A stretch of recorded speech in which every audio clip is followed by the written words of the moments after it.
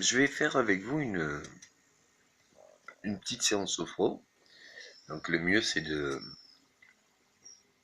vous allonger, de vous mettre dans un endroit tranquille, avec justement être à l'aise, peut-être même fermer les yeux si cela est plus facile pour vous, ou alors pousser la réflexion plus approfondie, même à les yeux ouverts, pour faire le point un peu de où vous en êtes et vous aider à découvrir où vous devez aller.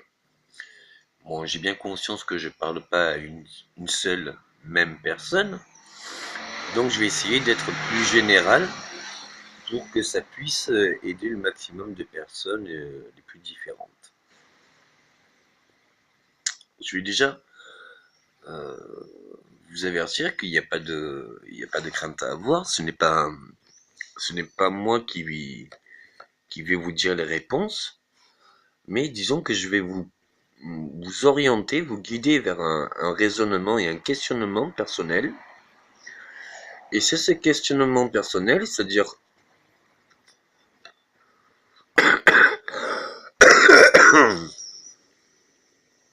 comme on est tous porteurs de problèmes, eh bien, comme en mathématiques, en énonçant le problème, on trouve la solution. Donc, pour ne pas se figer sur la problématique, je vais plutôt vous résumer qu'est-ce qui est une problématique. Vous poussez à vous réfléchir, mais qu'est-ce qui est problématique dans votre vie? Il est bien important de discerner le schéma de votre problématique quotidienne. C'est-à-dire que dans notre quotidien, on a l'impression de stagner. Souvent, on a l'impression de répéter et répéter et répéter. Or, tous les jours, il y a une continuité évolutive. Je dis bien évolutive parce que même nos échecs sont constructeurs.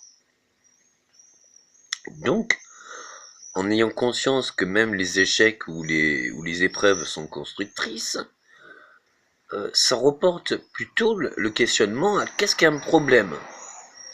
Est-ce que le problème, c'est de ne voir que dans l'instant, en l'ignorance que de la chance de notre problématique, ou alors en ignorance face à notre problématique, qu'est-ce qu'on acquiert, qu'est-ce qu'on peut acquérir qui nous permette de se dire finalement, ben, ça n'a pas été si mal que ça de le vivre, parce que maintenant, je suis moins sensible à tel problème ou autre. Ou alors, vous faire prendre conscience des engagements ou alors des choses qui vous tenaient à cœur et que vous avez lâché prise ou oublié de faire alors que c'était vraiment une nécessité. D'ailleurs, je vais insister sur ce point-là. Posez-vous la question de qu'est-ce qui vous faisait réellement plaisir dans cette vie. Mais pas sur l'instant, sur un bonheur intense que vous avez ressenti. On a tous vécu un bonheur intense. Eh bien, quel était ce ressenti? Déjà, avant même de figer le pourquoi et le où et le comment, juste visualiser ce ressenti de béatitude, de satisfaction, de contemplation et d'idolation du moment que vous avez ressenti. Essayez de discerner l'émotion que vous ressentez. Et en respirant, vous allez essayer de la ressentir une nouvelle fois. Et après que vous arrivez plus ou moins à essayer de retrouver l'émotion qui était en vous, vous allez essayer d'y mettre des images et des situations. Quel genre de situation, quel genre d'action vous apportez cette grande satisfaction? Je ne dis pas que vous n'avez pas évolué depuis et que vous avez oublié. Je ne dis pas que ce que vous ne faisiez plus vous réjouira encore. J'essaye d'interagir sur votre mémoire cellulaire. Avec notre vie de tous les jours, le quotidien, la télé, les informations, tout cela, bien souvent on ne fait plus de machine arrière, de constat sur notre passé et aussi bien en quoi nos réussites ont été porteuses et en quoi nos échecs ont été porteurs. Et il faut mettre son attention, euh, une rétrospection de notre parcours pour se rendre compte quand même avec le recul les fruits que l'on a récoltés. Maintenant que vous voyez quel genre de bonheur vous faisiez plaisir quand vous étiez enfant et que vous étiez inconscient des problématiques de la vie ou de votre quotidien actuel. Posez-vous la question, quels seraient les bonheurs que vous viviez quand vous étiez enfant et que vous pourrez à nouveau revivre.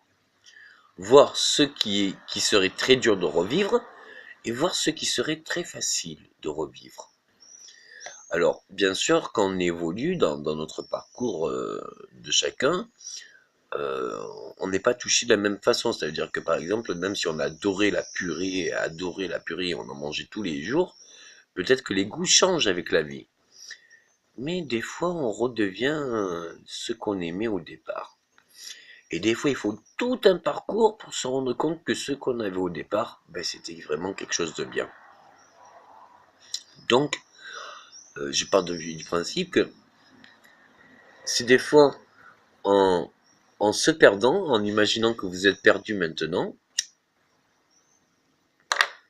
ou insatisfait, j'essaye de vous montrer à quel point vous êtes insatisfait et à quel point vous pouvez vous satisfaire de cet instant. Parce que même si vous ne vivez pas les bonheurs les plus intenses que vous avez vécus dans votre vie, à l'instant, vous le pourriez bien au futur. Et dans le futur proche, ce qui est intéressant, c'est de voir les étapes qui vous permettront de le revivre. Et surtout, sans être dans l'ignorance qu'il y a des bonheurs réalistes. Je ne te parle pas d'être devant des milliers de personnes, de parler ou de chanter ou d'être acteur ou je ne sais quelle célébrité ou notoriété. Mais il y a des réels bonheurs de vie qui nous ont touchés et qui nous toucheront. Et il y a des bonheurs qu'on ignore. Eh bien, c'est d'être ouvert à tous ces bonheurs-là.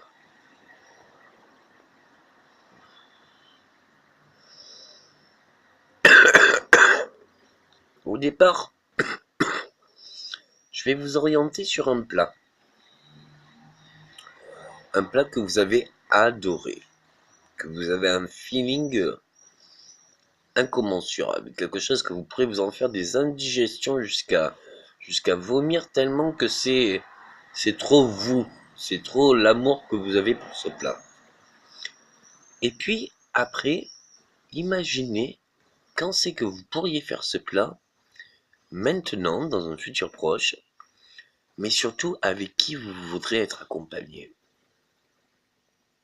Alors là, la réponse est subjective, mais on a tous un plat qu'on a adoré. Et maintenant, allez penser, est-ce que c'est vous qui voulez faire ce plat pour la personne, pour lui faire découvrir? Ou est-ce que vous voulez que cette personne vous refasse découvrir ce plat? Parce que bien souvent, c'est les plats qu'on a adorés qu'on ne sait pas cuisiner. C'est dans toutes les familles, ça. Et bien souvent, c'est les familles, nos parents, ou nos oncles, nos tantes, qui nous cuisinaient, quand on était petits, des plats qu'on a aimés et qu'on a adorés. Mais au-delà des plats, des fois, ce n'était pas que le plat, mais simplement la réunion. Ou alors, l'ambiance qu'il y avait lors de cette festivité, de ce repas, de ce dîner.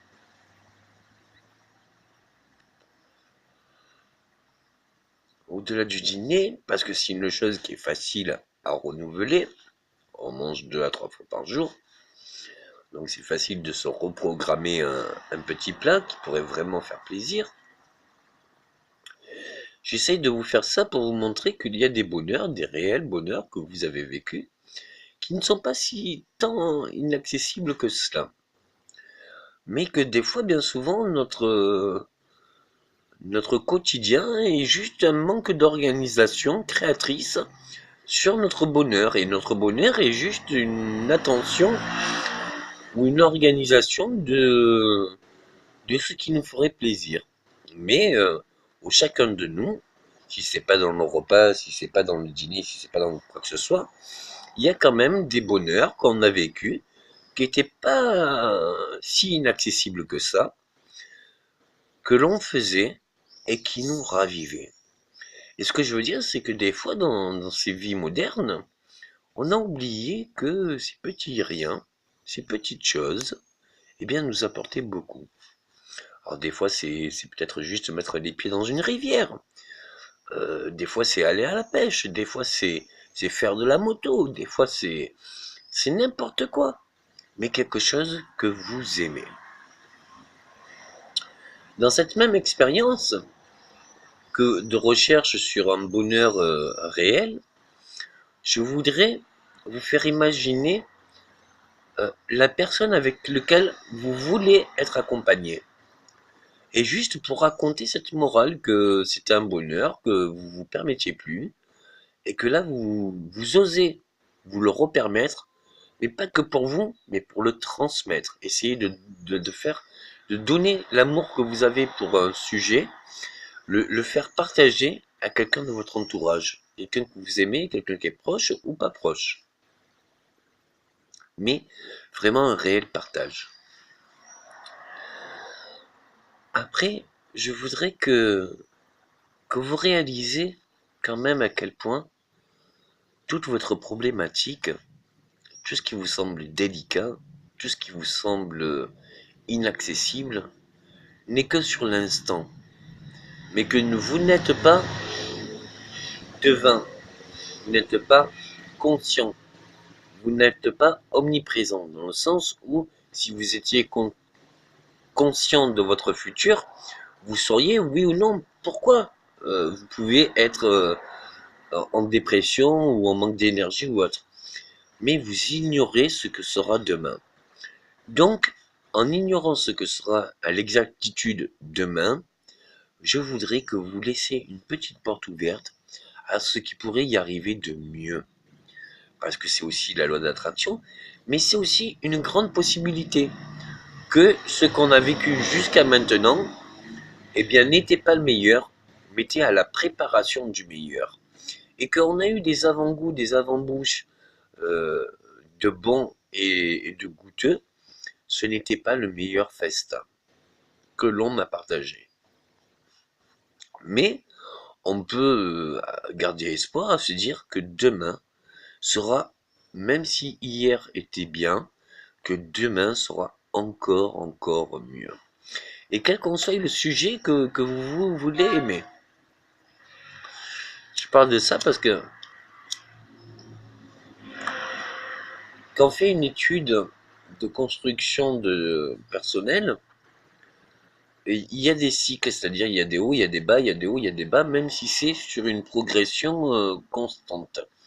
Puisque quand il y a des bas, on cherche à comprendre le bas et on essaie de le rehausser. Donc du coup, c'est jamais aussi bas et c'est jamais aussi haut. On essaie d'élever le haut et de équilibrer le bas. Et même si on est dans une continuité, on se rend compte que les choses sont similaires, mais pas semblables. Similaires parce que ça se ressemble, pas semblables parce que notre regard différent. Et je voulais venir là-dessus parce que ce qui est problématique, c'est souvent de ne pas cerner qu'est-ce qui est problématique. Dans le sens que bien souvent, on a les mêmes épreuves avec d'autres lieux, d'autres visages, d'autres environs, mais c'est la même émotion qu'on ne digère pas. Et quelque part, une fois qu'on a cerné ce schéma, ce stéréotype, eh bien ce stéréotype disparaît de notre vue ou parce qu'on connaît appliquer la solution euh, dès le départ, ou parce qu'on s'est posé les bonnes questions de ce qui nous, pourquoi on ressentait aussi mal cette problématique, ou pourquoi on la digérait aussi mal. Maintenant, quand vous aurez compris que vos problématiques, vos souffrances les plus profondes ne viennent que d'une incompréhension à sa grâce, parce que plus vous aurez souffert et plus vous êtes fort de sensibilité et vous avez beaucoup à partager, et que quelque part, plus vous avez oublié votre bonheur et plus vous avez à le retrouver. Donc, quand on le voit au niveau du bonheur, quand on le voit au niveau des souffrances, les deux c'est constructif. C'est comme ça qu'on se rend compte que bien souvent, aujourd'hui n'était que la préparation d'hier, ou hier était la préparation d'aujourd'hui. Mais demain, vous saurez et vous pourrez. Et ça, c'est le meilleur que je vous souhaite.